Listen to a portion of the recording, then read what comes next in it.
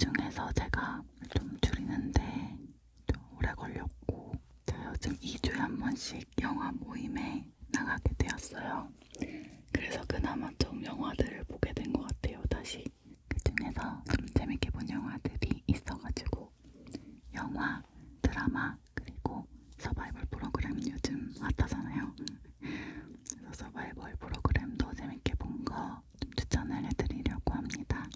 그리고 앞쪽에 이제 유료 광고 표지를 보셨잖아요. 이 영상은 중간에 PPL 살짝 짧게 들어가니까 ASMR식으로 살짝 설명을 드릴 거라서 잠에서 깨지는 않으실 거예요. 그러면 첫 번째 영화부터 소개해드리도록 하겠습니다. 항상 칠판으로 하다가 이 아크릴판에 하려고 하니까 또 감회가 새롭네요. 첫 번째 영화는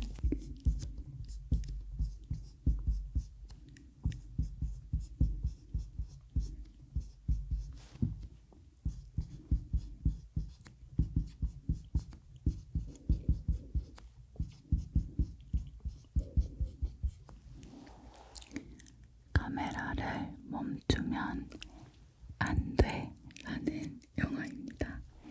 네, 2017년도에 나온 영화고요. 일본 영화입니다. 네, 이 카메라를 멈추면 안 돼는 장르가 공포이면서 코미디이면서 드라마적인 요소도 있고요. 근데 저는 이 영화를 진짜 재밌게 봤어요. 그래서 제 별점은 4점을 줬습니다. 왓챠 비디아 기준으로 평균 별점은 3.7이더라고요. 이 영화는 왓챠에서 시청을 하실 수 있고요. 영화에 대해 살짝 설명을 드리자면 이제 어느 한 창고 안에서 시작을 해요. 컨테이너 박스처럼 이런 창고 안에서 좀비 영화를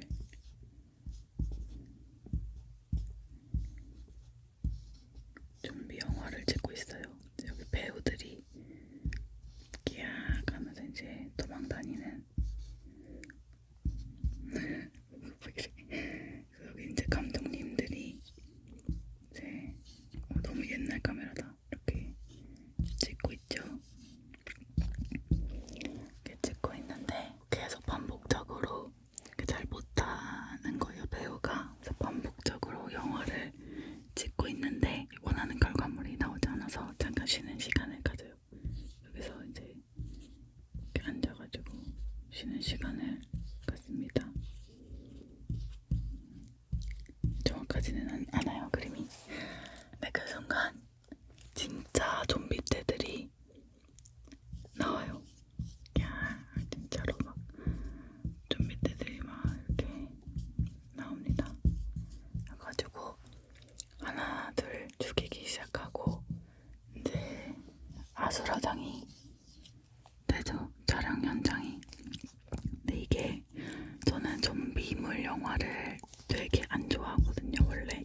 이 내용 줄거리만 들었을 때는 뭔가 너무 진부하고 흔한 좀비물 영화구나 라고 생각을 했는데 이거를 끝까지 다 보니까 완전 생각이 바뀌게 되더라고요. 그래서 초반에 약간 그 지루함을 참으셔야 돼요. 되게 중간중간 코미디 요소도 있고 비가 나오긴 하거든요. 비를 무서워하시거나 어쨌든 공포가 살짝 있으니까 공포물이 좀 힘드신 분들은 추천을 안 드리지만 근데 이 공포도 어쨌든 코미디적으로 이제 좀 풀어지니까 괜찮은 것 같아요. 그래서 정말 추천. 정말 이거 따봉인데 이렇게 약간 추천드리는 영화 중 하나입니다. 너무 재밌게 봤어요. 엔딩을 보면서 처음부터 한 번 더 보고 싶다라는 생각이 들었던 그런 영화인 것 같습니다. 네.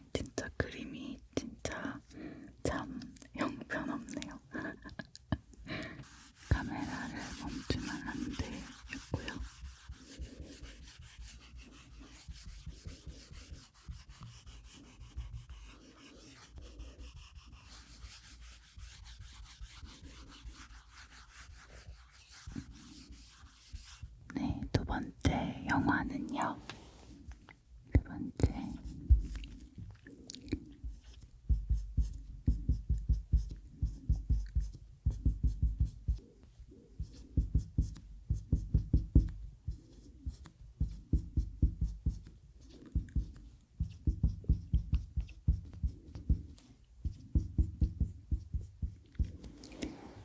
Everything Everywhere All at Once 라는 영화입니다.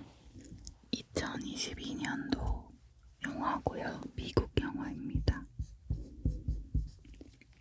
그리고 이 영화는 액션, 모험, 코미디, 판타지, SF, 네, 이렇게 되고요. 영화는 왓챠나 웨이브에서 보실 수 있습니다. 이 영화가 이름처럼 되게 정신이 없어요. 그러니까 모든 것이 모든 공간에 한 번에 다 약간 이렇게 있는 건데 저는 되게 오랜만에 진짜 신박한 영화를 봤던 것 같고요. 그래서 저는 높은 점수를 줬습니다. 별점 4점을 줬어요. 근데 평균 점수도 높더라고요. 평균 왓챠 점수도 4.2점이더라고요. 저는 영화를 보기 전에 그래도 이 영화를 본 사람들의 평점 점수를 좀 참고하고 보기 때문에 이게 높아서 보게 되었습니다. 포스터는 별로 마음에 들지 않았지만 어떤 내용인지 간략하게 설명을 드리자면 이게 내용이 약간 멀티버스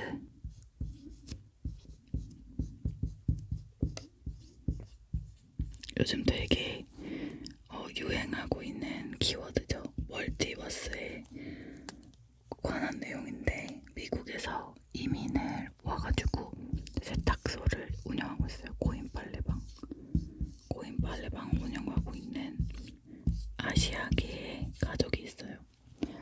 근데 세탁소를 운영하던 이제 엄마가 이 세탁소에 관해서 세금 문제가 있어가지고 되게 힘들어하고 있는 와중에 갑자기 남편이 이혼을 하자고 합니다. 우리 이혼해 하고 딸은 또 갑자기 삐딱해졌어요. 사춘기가 온 건지 빽 해가지고 이 세탁소가 완전 대혼란에 빠집니다.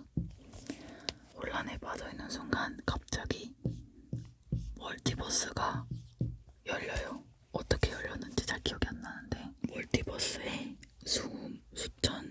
수만의 내 자신이 다른 멀티버스에 살아가고 있다는 사실을 알게 됩니다. 엄마가. 그래서 그 각기 다른 멀티버스에 있는 자기 자신이 능력이 다 다를 거 아니에요. 그 능력들을 빌려와서 사용을 할 수가 있는 거예요. 그래서 이제 어느 다른 멀티버스에 가면은 이제 세탁소의 사장이 아닌 뭐 다른 직업을 가지고 있거나 되게 유명한 배우거나 약간 이런 또 다른 나의 모습이 있는데 이제 그런 능력을 빌릴 수가 있는 거죠. 그런 식으로 이 위기를 헤쳐나가는 그런 내용의 영화입니다. 진짜 복잡하고 정신 사나운데 되게 신박하고 재밌었어요. 그 컴퓨터 그래픽도 엄청 잘했고 코미디적인 요소도 되게 재밌었던 것 같고 미국 영화라서 한국 정서에는 좀 안 맞는 코미디일 수 있는데 저는 재밌게 봤습니다. 약간 눈이 막 어지럽긴 해요. 볼거리가 워낙 많아가지고 되게 오랜만에 본 웰메이드 그리고 신박한 주제 그 멀티버스에 대한 내용들은 요즘 많이 나오고 있잖아요. 그 중에서 제일 좀 잘 멀티버스에 대해서 만든 영화가 아닐까 그런 생각이 듭니다. 추천드려요.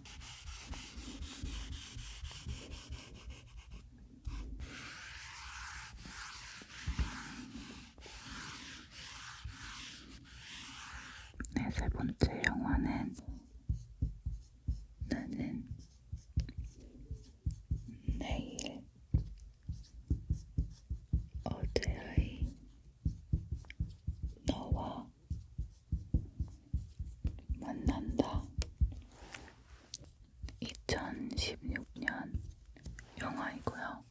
일본 영화입니다.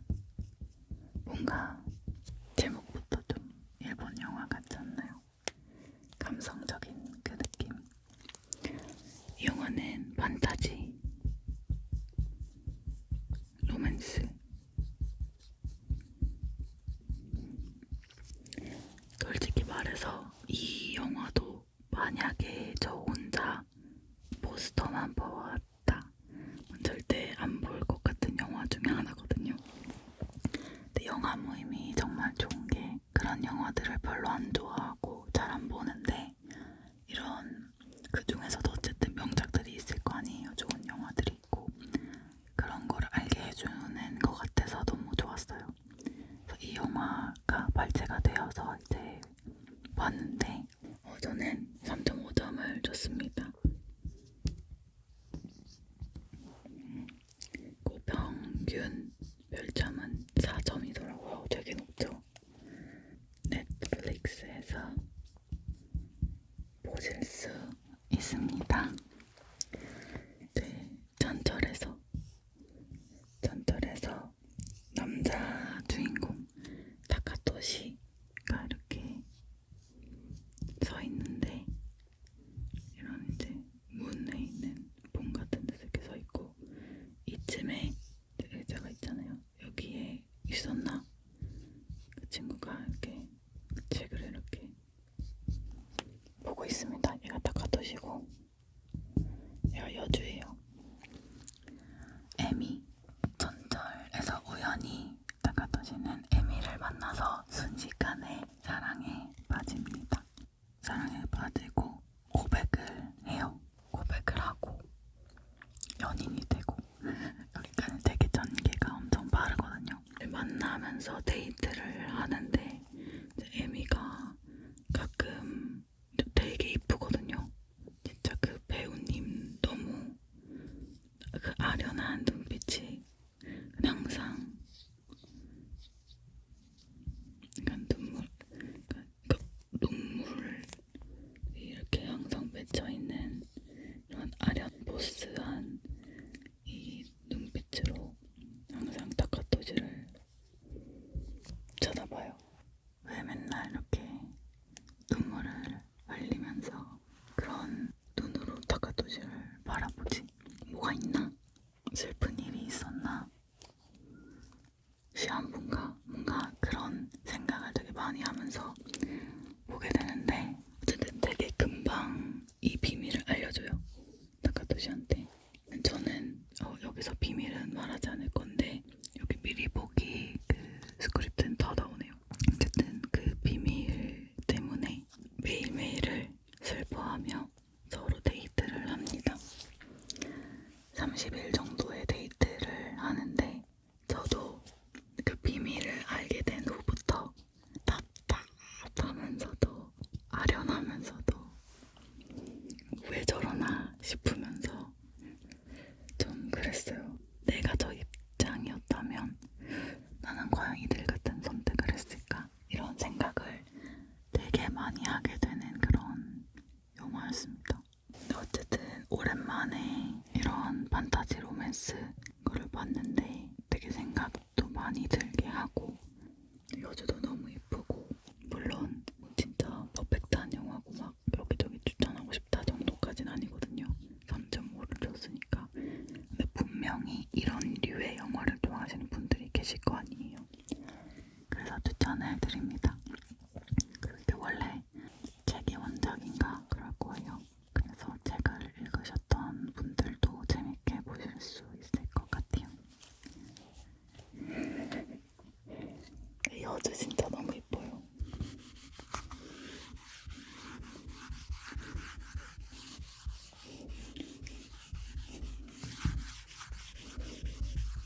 네, 마지막 영화인데요. 영화를 소개해드리고 그 다음에는 드라마 그리고 서바이벌 프로그램 이렇게 소개를 해드릴게요.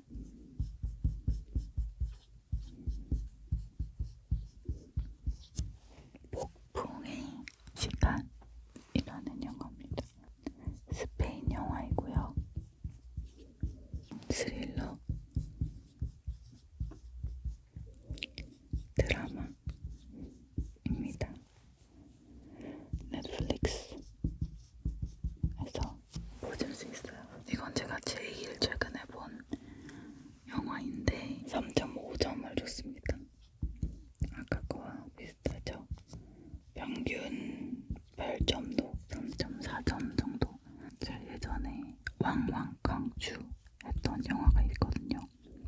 인비저블 게스트.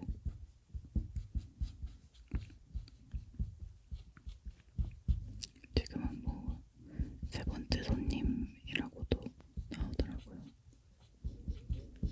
이 감독이 만든 영화더라고요. 영화를 다 보고 나서 스페인 영화는 다 약간 인비저블 게스트처럼 그런가 했는데 이 감독이더라고요. 아무튼 엄마가 나옵니다. 엄마가 나오고 딸이 있는데요.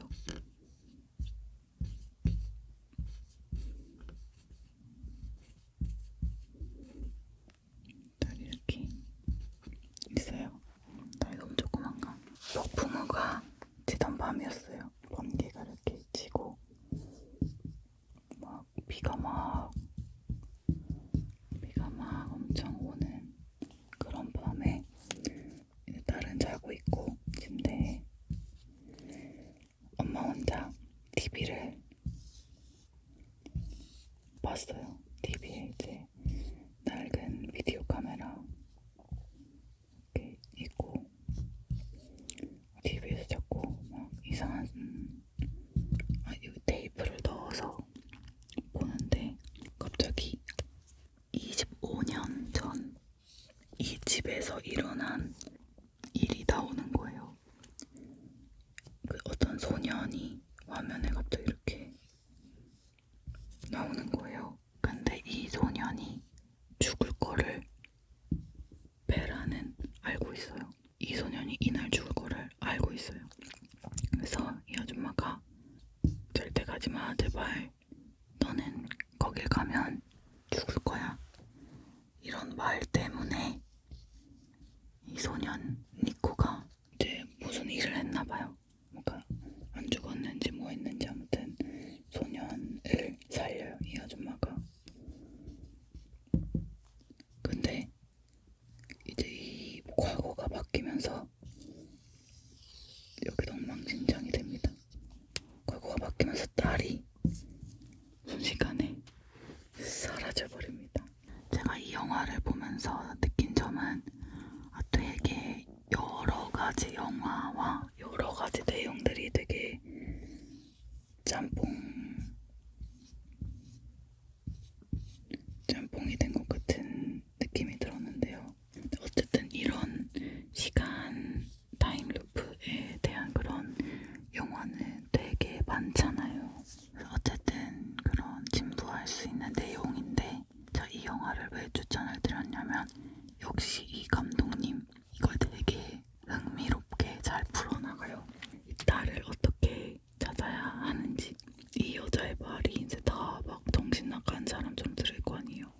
근데 어떻게 이 여자는 이걸 되돌릴 수 있는지, 이런 내용을 되게 흥미롭게 잘 풀어나가서 조금 답답한 면이 있었거든요, 이 아줌마가. 근데 좀 재미있게 본 영화였어요. 저는 이 감독이랑 잘 맞나봐요. 그래서 이 감독이 다른 영화도 몇 개 있는데 그 영화도 좀 봐보려고 합니다. 설명만 들었을 때는 정말 진부한 느낌이 들긴 하거든요. 근데 실제로 이거를 풀어나가는 과정은 재밌었어요. 신박하고. 그래서 재밌게 본 영화 중 하나입니다.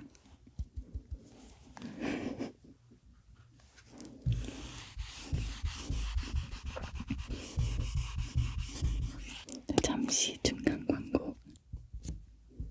PPL은 처음으로 해보는 거라서 이렇게 짧게 해도 괜찮나 싶긴 한데, 오늘 제가 소개해드릴 것은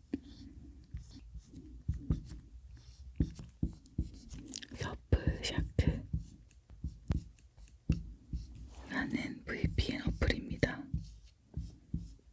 VPN을 혹시 다들 아시나요? VPN은 인터넷 우회 서비스라고 하더라고요. 제가 이번 연도 2월에 필리핀에 다녀왔어요. 친구 결혼식이어가지고 다녀왔는데 저는 혼자 잘 때 좀 약간 무서움을 좀 타는 편이에요. 항상 뭘 틀어놓고 보면서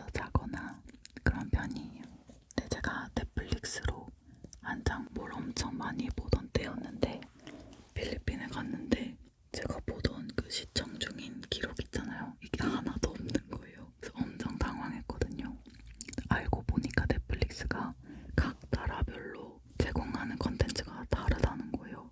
전 그거를 이번에 필리핀 가서 처음 알았어요.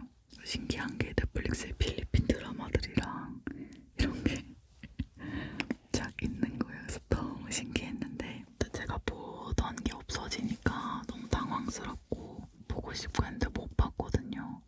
근데 만약 그때 이 서브샤크를 알았다면 거기서도 제 한국 드라마들을 볼 수 있었을 텐데 좀 아쉬웠어요. 이제 알게 돼서. 넷플릭스뿐만이 아니더라도 우리나라에서 접속이 안 되는 그런 외국 사이트라던가 저희 나라에만 제공이 안 되는 유튜브 그런 영상들도 있다고 하더라고요. 이제 그런 거를 합법적으로 이용할 수 있게 해주는 그런 어플이라고 해요. 근데 저는 VPN을 사용해서 저희의 개인정보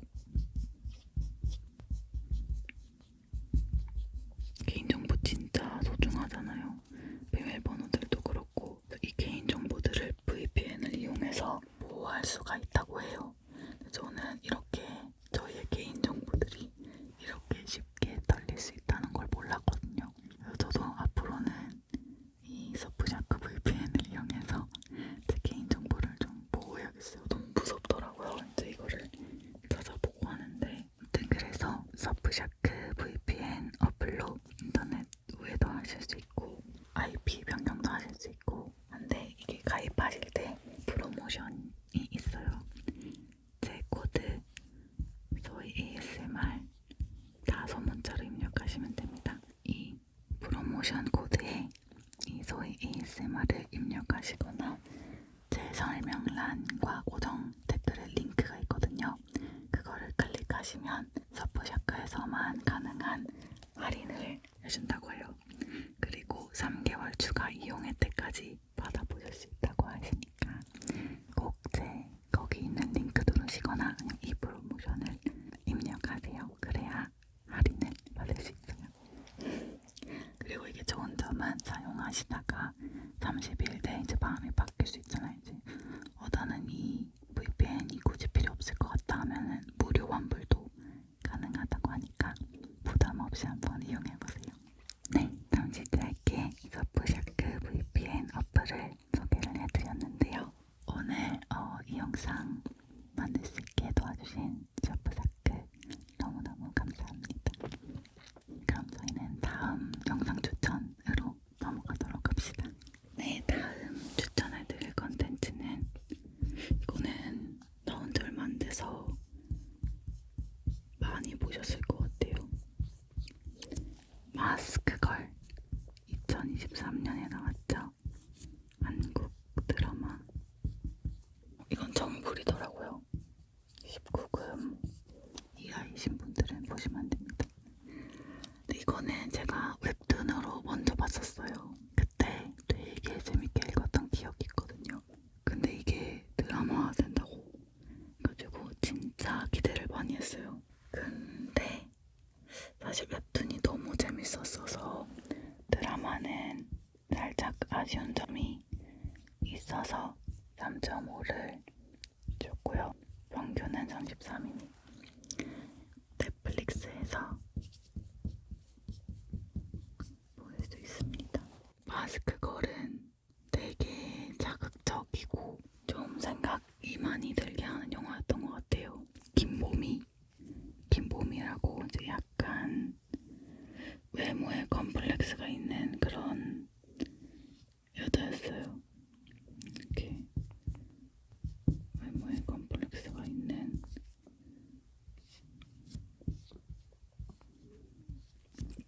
김보미가 있는데 낮에는 평범한 직장 생활을 하는 친구고 밤에는 이 김보미가 몸매가 진짜 좋아가지고 이제 마스크를 끼고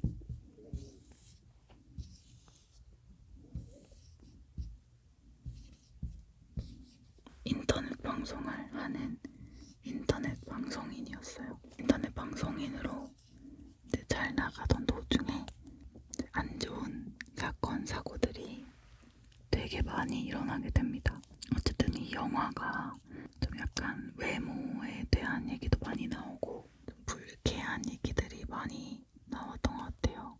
이 드라마가. 근데 왜 재밌게 봤느냐 라고 이렇게 생각을 해보면 이 인터넷 방송을 하는 친구와 이 친구의 성격이 너무 다르게 느껴지는 거예요. 제가 봤을 때는 인터넷 방송에서는 나 자신을 정말 마음껏 뽐내는 그 느낌이고 실제로 직장에서는 하염없이 작아지는 그런 느낌이 되게 신기했어요. 근데 저는 사실 방송도 하고 촬영도 하고 하지만 전 실제 제 모습이랑 크게 다르지 않는 것 같거든요. 그러려고 노력을 많이 하고 근데 이런 사람도 있겠구나 라는 생각도 들고 네 그래서 방송을 하는 입장으로도 되게 내용이 무섭고 뭔가 여러모로 주의 깊게 보게 되더라고요. 어쨌든 이 모미가 이 모든 사건 사고들을 헤쳐나가는 거에서 되게 흥미로움을 느꼈고 물론 좋은 방식으로 헤쳐나가는 건 아닌 것 같지만 드라마적으로는 재밌게 봤어요. 근데 이게 캐릭터가 세 분이 나오거든요. 홍보 영상 같은 걸 보신 분들은 아시겠지만 새 배우님들이 나올 때마다 느낌이 너무 달라서 그것 또한 재미 요소였던 것 같아요. 근데 저는 이 첫 번째 배우님이 나왔던 씬들이 재밌었고 두 번째, 세 번째로 가면서부터는 살짝 흥미가 떨어졌던 것 같아서 좀 첫 번째 분의 이 분량들이 더 많았으면 어땠을까 라는 생각도 했었습니다. 안 보신 분들보다 보신 분들이 훨씬 많을 것 같긴 하거든요. 그래도 추천드립니다.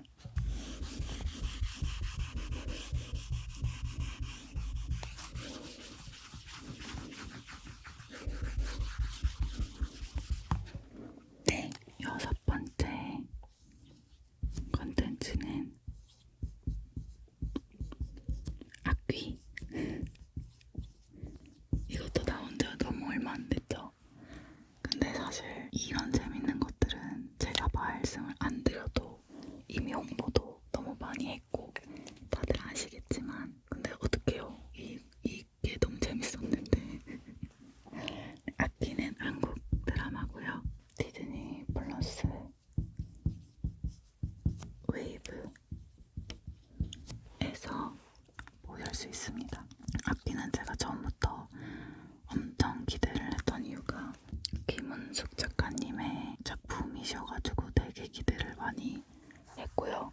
또 김태리님의 연기도 너무 좋아하기 때문에 처음에 1화 봤을 때 진짜 너무 재밌는 거예요. 문을 열면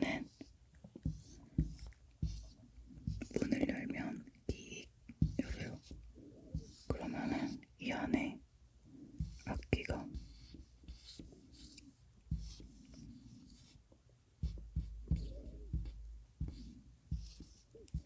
머리를 막 흩날리면서 이렇게 있는 그래서 문을 열어주면 안 되는 그런 내용이에요. 근데 이제 김태리가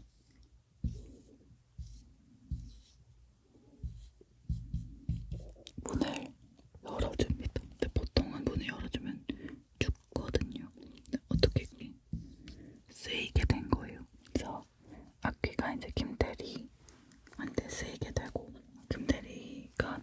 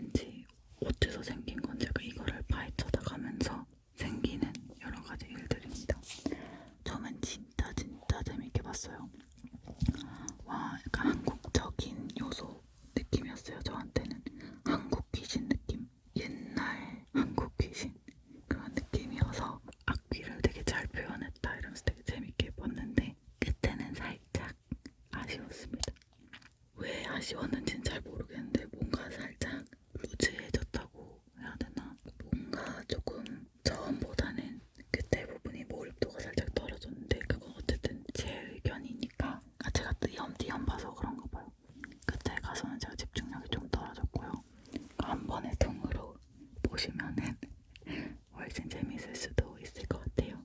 여섯 번째는 악기였습니다. 진짜 김은숙 작가님은 천재이신 것 같아요. 너무 재밌었습니다.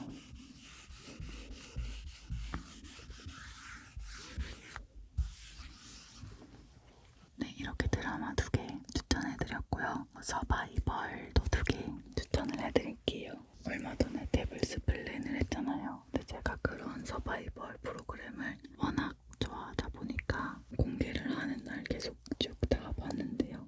좀 아쉬운 점이 있었어가지고 제가 재밌게 봤던 다른 서바이벌 프로그램을 추천을 해드리려고.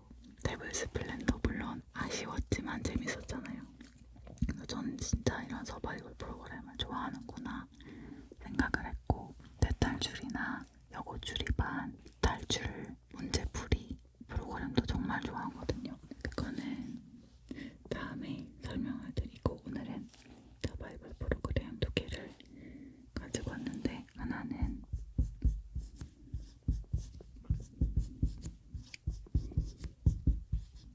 비의 게임 1이랑 2입니다.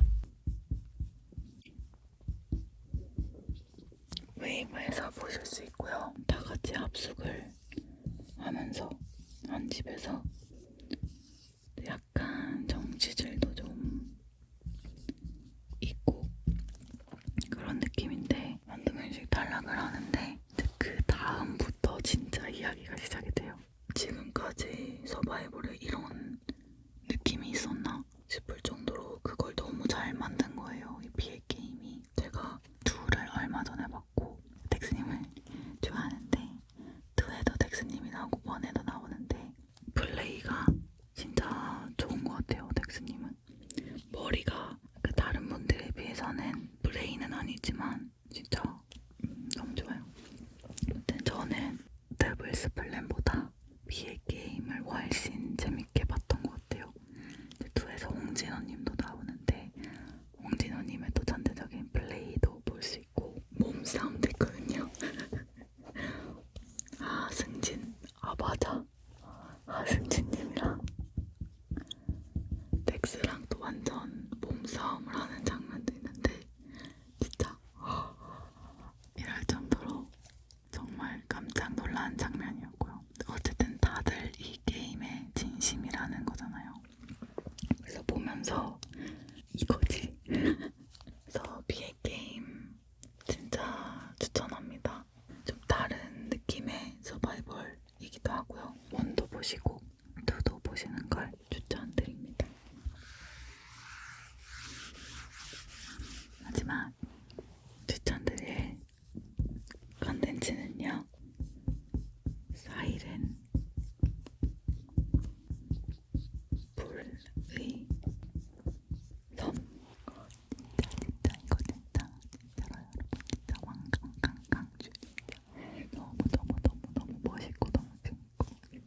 이거는 넷플릭스에서 보실 수 있습니다. 이거 보신 분들 많이 없으실 것 같은데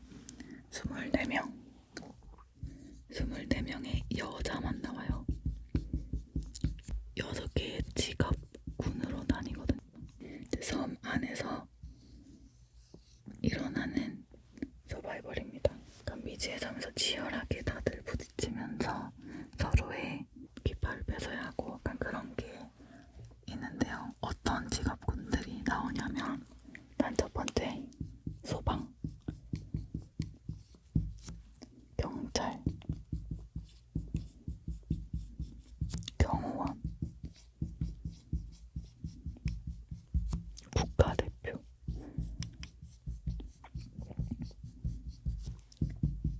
군인, 그러고 스턴트 이렇게 나옵니다. 라인업만 봐도 진짜 미쳤죠.